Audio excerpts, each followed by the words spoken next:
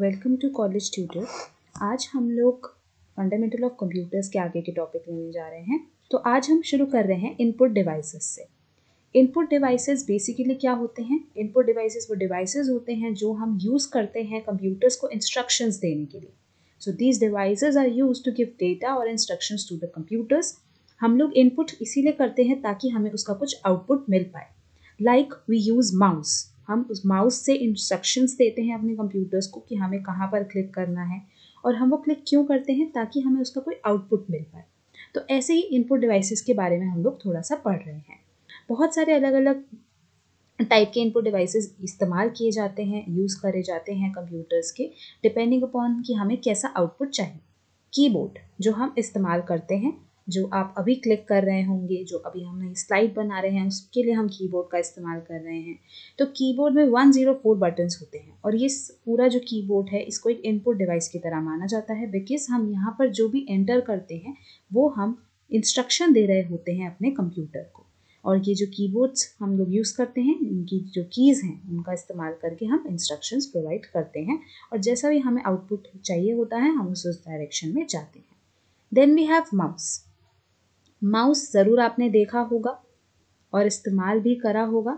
तो माउस की हेल्प से हम लोग, जैसे कि ये एरो चल रहा है, हम इंस्ट्रक्शंस देते हैं, हम स्क्रीन पर जो भी हमें चीज़ें चाहिए होती हैं उससे हम लोग माउस से पॉइंट करके क्लिक कर पाते हैं। सो पॉइंट एंड क्लिक का जो काम है वो माउस की हेल्प से होता है, इसीलिए इसको एक इनपुट डिवाइस कहा गया है, क्योंकि ये कनेक्ट करता है हमें कंप्यूटर से, हमें उस डायरेक्शंस में लेके जाता है जहाँ पर भी हमें जाना है, जहाँ पर भी हमें आउटपुट चाहिए।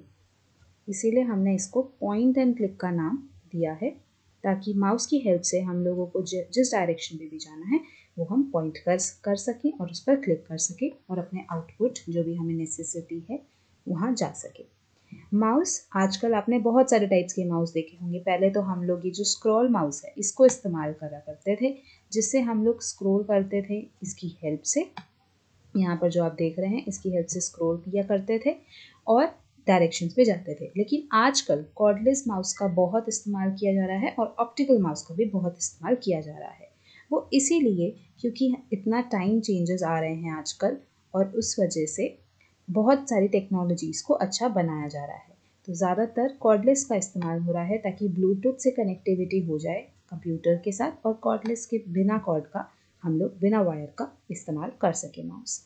So nowadays cordless mouse is very popular. It does not have wires. It either uses Bluetooth technology to send the data through the air to a receiver, usually plugged in USB port of the computers.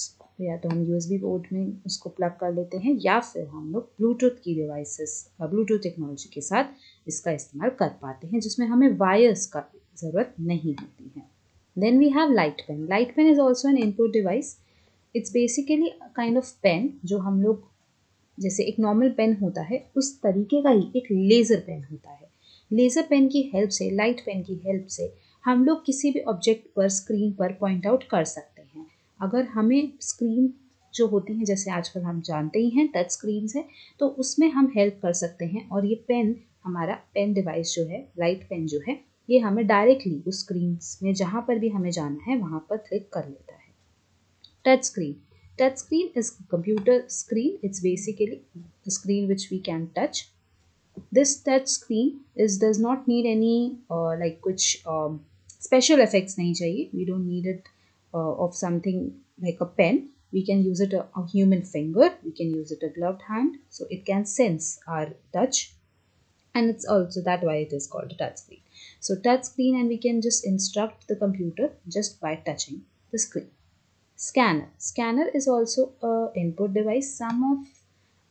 Some of books have led this scanner to a output device as well, but it is an input device. Why? Because we have pictures, photographs, whatever we use, we actually scan them, and computer saves it as a file.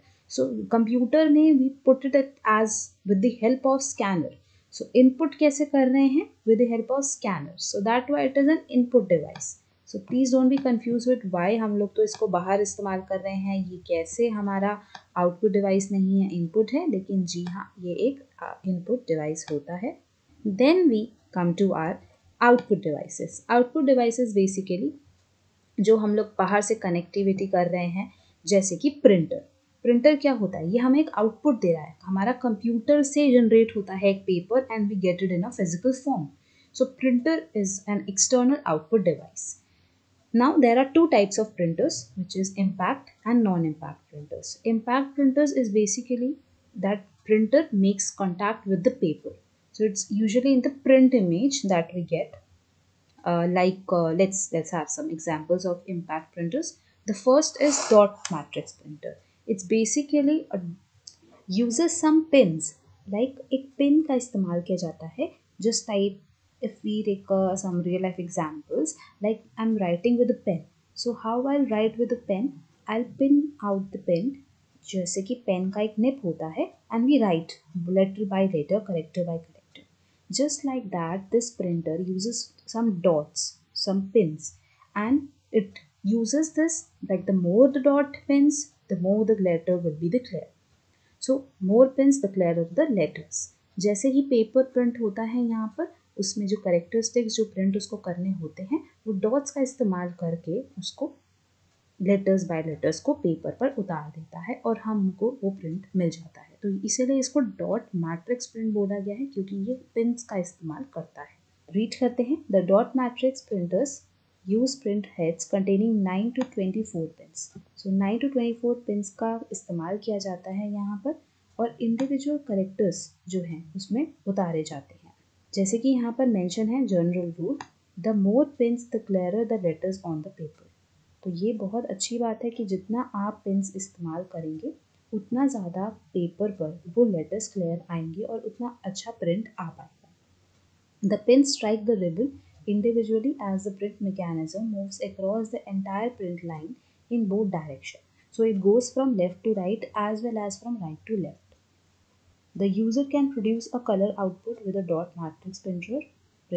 The user will change the black ribbon with a ribbon that has color strips. So basically जो dot matrix printer होते हैं, ऐसा नहीं है कि सिर्फ उसमें black ink ही होती है, यहाँ पर अलग अलग कलर्स से भी इस्तेमाल किया जा सकता है, और ये पहले इस्तेमाल किया जाता था. डॉट मैट्रिक्स प्रिंटर इनएक्सपेंसिव है और बहुत आराम से बहुत ईजीली हमें अवेलेबल है, and typically print at speeds of 100 to 600 characters per second. So it is fast as well as inexpensive.